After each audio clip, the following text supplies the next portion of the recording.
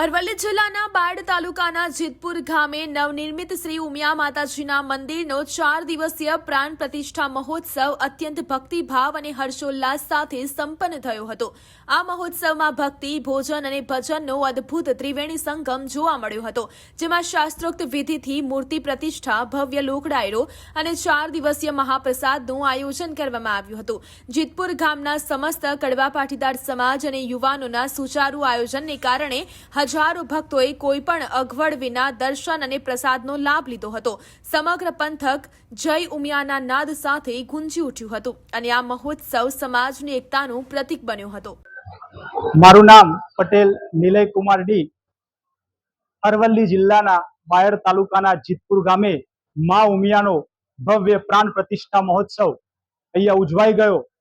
હજારોની સંખ્યામાં આજુબાજુના ગામમાંથી આવીને ઉમા ભક્તોએ માં ઉમિયાના દર્શન કરી ધન્યતા અનુભવી છે।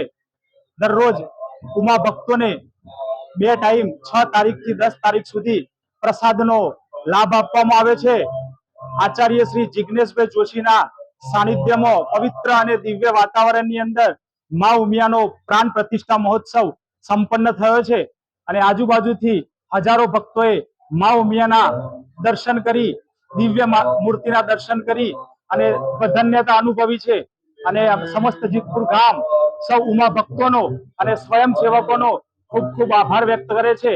ખૂબ ગામના યુવાનો, વડીલો અને માતાઓએ માઇક્રો પ્લાનિંગ કરી સૌ ઉમા ભક્તોની ખૂબ સેવા કરી છે, તો સમસ્ત ગામ ફરીથી એમનો ઋણ વ્યક્ત કરે છે।